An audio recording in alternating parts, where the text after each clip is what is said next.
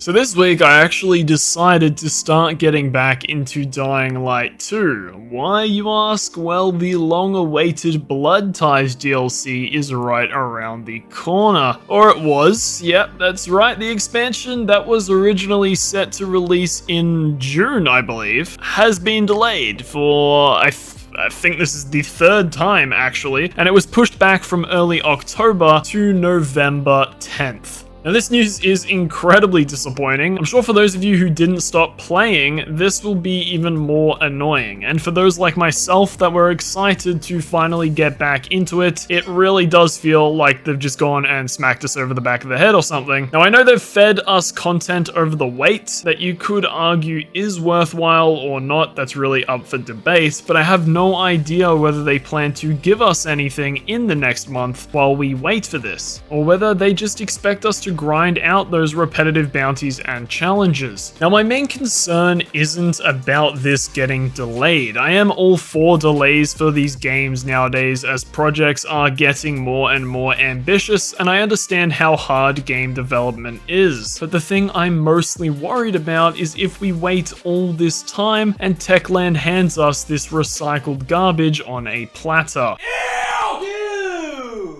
Now keep in mind, this would be recycled garbage that we waited over 9 months for. Now if you haven't seen the trailer for the DLC, I'll leave a link below for you to check out yourself, but to sum it up, it's advertised as a story-based expansion, which sounds good. But we all know Dying Light 2 and story aren't the greatest combination, and the trailer also tries to convey this human supremacy type thing, which I don't really understand. Now we are talking about a zombie game here, set in a time period where humans have almost gone entirely extinct. And listen to this.